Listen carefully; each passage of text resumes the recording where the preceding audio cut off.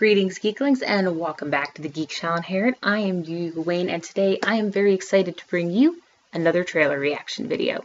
But before we begin, don't forget to hit that subscribe button and ring the notification bell so that you can always be a part of Geek Nation. One thing you might not know about me is I am actually a huge fan of horror movies and horror stories.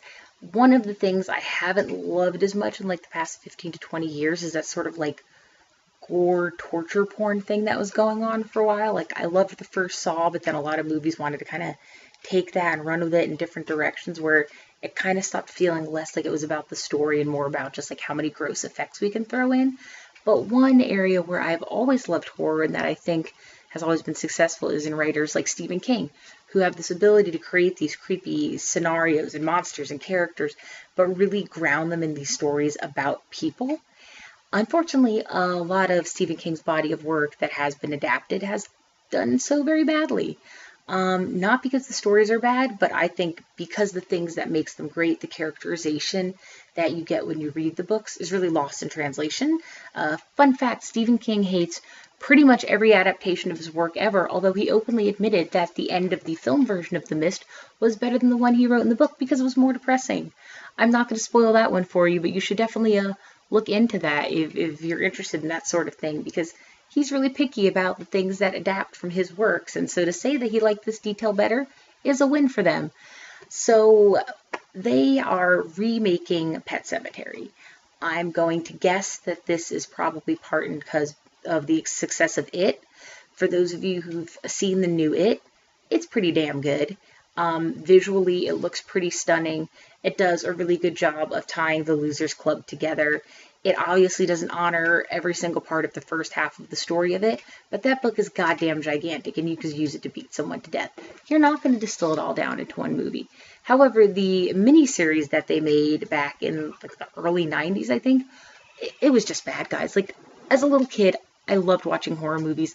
My sister's like 7 years older than me, so I probably saw a lot of stuff that most of the kids my age wouldn't, just by virtue of she was watching it, and I liked horror movies.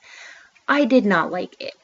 And I didn't dislike it because I was scared of the clowns or anything. It's because it wasn't really scary. Like, Tim Curry's performance as Pennywise the Clown is goddamn brilliant. Just absolute brilliance. Bill Skarsgård did a great job, but it's one of those where I can't be like, oh, he came in and like just totally dominated now the way people do with Tom Holland and Spider-Man. Because Tim Curry is such a good character actor, and he's got such a great natural creep level, which I say with all the love in the world. But overall, the movie fell really short. I know a big part of it is it wasn't made for feature film. It was made to be on television. It was made to be on like a prime time slot. So there are a lot of caveats that go into place, and especially in the 90s, or what they were showing on television was a lot different anyway. They had to remove so much and sanitize it so much that it was really hard to play some of the scares that they wanted to without it being really hokey. And I'm sure like a TV budget didn't help. So seeing how great the new It did compared to some of the shortcomings of the original miniseries and why those differences might have happened, I'm really excited to see what they're going to do now with this remake of Pet Sematary. And Pet Sematary as a movie wasn't terrible. Admittedly, I haven't seen it in like time that could be measured by decade, if not decades. But I really loved it when I was a kid. It was one where it certainly didn't come off as hokey as it, which I think not having like a killer clown be one of the main characters helps.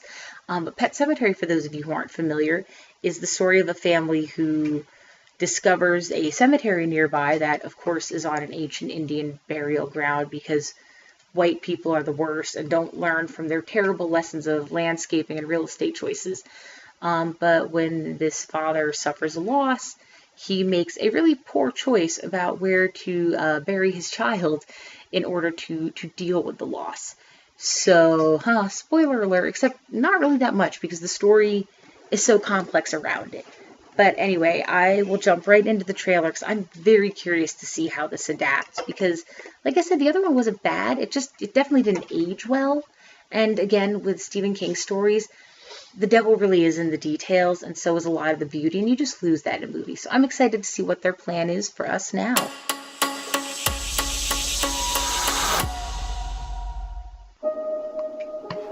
So many trees. It's beautiful, right? It's definitely not Boston.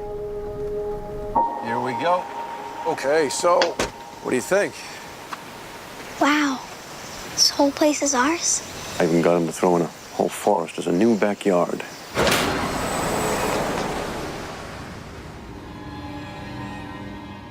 Fun times.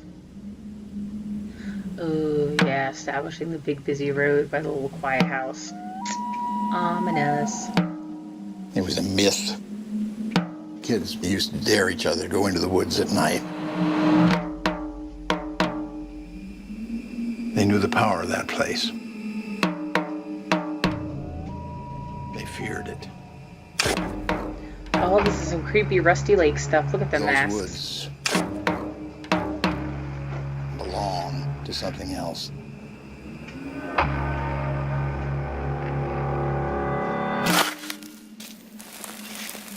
The ground is bad. God!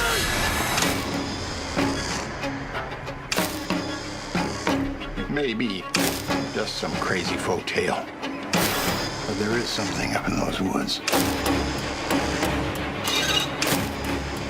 There's something that brings things back.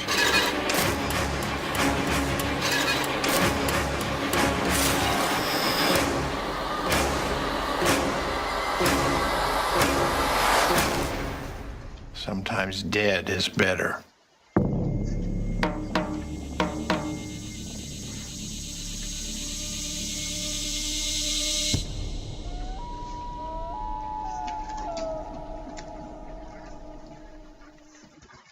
Well, alright.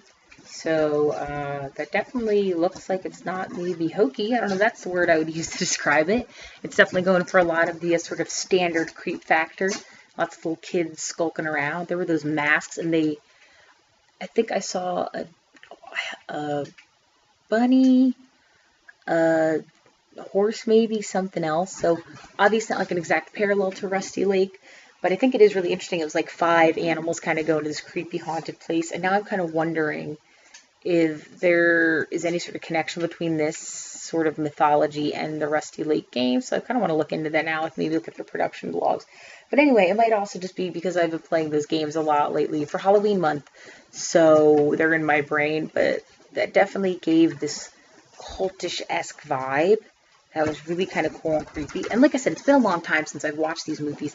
I don't actively remember there being that sort of like cult worship reverence sort of vibe to it. I could be totally wrong, but I definitely like that as a point here, especially because, you know, you're getting these characters who move from one place to somewhere very different. So I think kind of coming in and seeing what the sort of locals or the natives get into does a good job of othering and creating that alienation that you really need for a successful horror movie. Let's just go back and look at a couple things here. So yeah, I like that they started to show that kind of creepy release, and then they revisited again at the end, but they never showed what climbed out. I think that is important.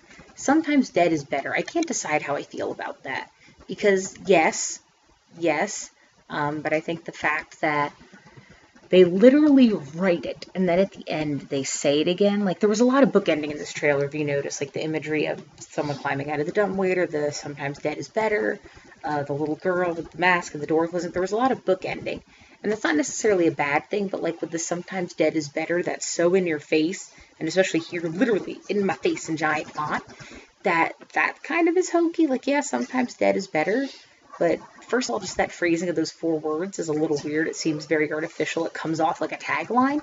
So maybe it was said once and in a way that sounded more conversational, like one character saying it to another character in a way that makes sense and sounds natural. So that's just kind of one little thing there that I noticed. But it's also a trailer, and sometimes trailers aren't necessarily edited the most effective way to highlight a movie's strengths. So it could just be that and those choices. Let's see what happens next. So yeah, they move. It's beautiful. We get this sort of foreshadowing here of they live in this like great new awesome place, but Throwing a whole forest as a new backyard. Yeah.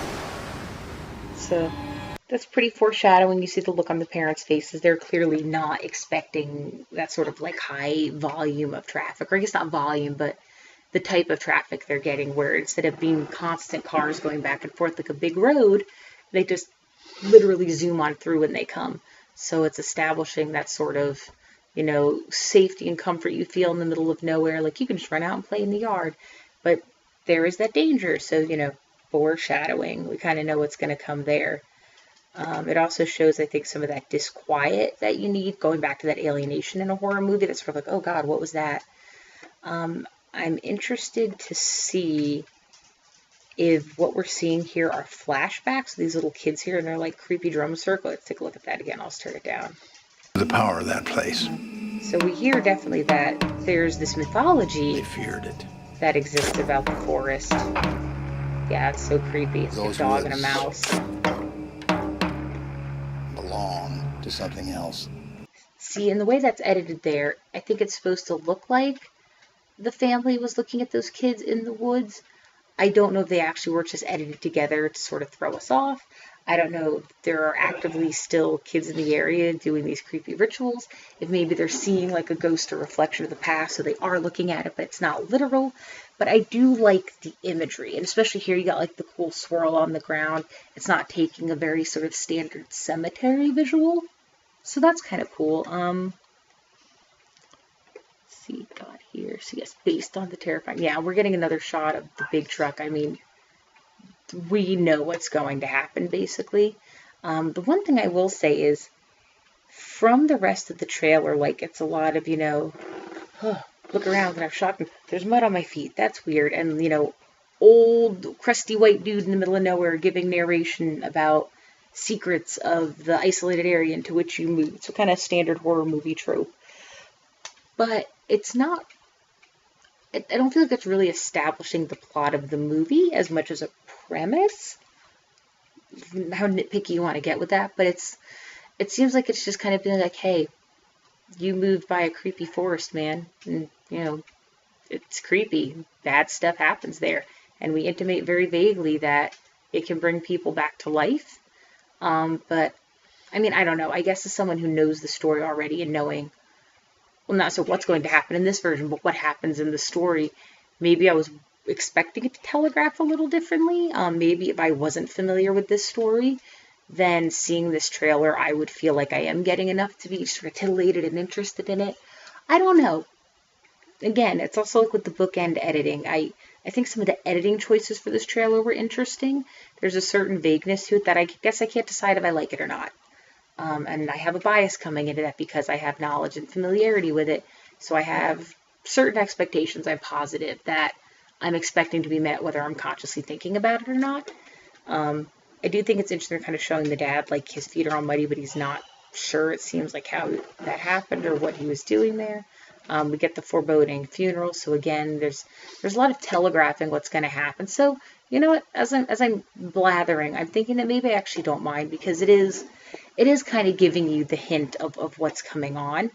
I think it's just more that at this point, especially showing him like at work and he's doctoring and there's someone there and there's the bloody footprints, I think it's almost more telegraphing the idea of there is this sort of zombieifying forest that brings people back to the dead from the dead, and that this family happens to have moved near it. And so just their experience being in that place, and less like it's going to be a personal journey for them, they might focus it that way more intentionally. Maybe they won't focus on one of the kids dying and, you know, bringing them back that way. But I think that personal aspect of the agency and the choice and weighing life versus death and really deciding how you're going to handle tragedy is part of what makes the first story so great. And again, it speaks to Stephen King's ability to write these really realistic, layered characters, even stories that seem pretty fantastical. So I am interested to see the direction it takes. I'm going to make assumptions here. That's just the way the trailer is edited. I don't know for sure. But either way, I'm really excited about it. I think that there's a really good possibility of this being well made, especially after seeing exactly how well they did it, which I know wasn't a perfect movie. A lot of people have problems with it. That's fine. But particularly when you're comparing it to the original, it's doing great. It's just doing great. So I'm excited to see how this does, and I think it has a lot of potential. And hopefully we get a little bit more about it so we can kind of play around with what we're going to do with it later down the line. And I will definitely schedule myself in to do a reaction on this once it comes out to theaters, because I will most definitely be there to see how they're doing with another Stephen King film. So in the meanwhile, I hope you guys have all enjoyed. Hopefully you guys are into scary stories and movies too, and if you're not, this at least piqued your interest enough to pick up a copy of Pet Sematary, whether the book or the movie, or maybe even to look into the It situation if you haven't already. In the meantime, I hope you guys continue to have an excellent spoopy Halloween month. We'll be bringing some more awesome reviews and trailer reactions coming in this month. Not necessarily all Halloween themed, but definitely we're going to be playing more Rusty Lake, and depending how far we get, some other spoopy games to bring in there. So thank you guys so much for watching. I'm YuYu. You've been great, and I'll see you next time.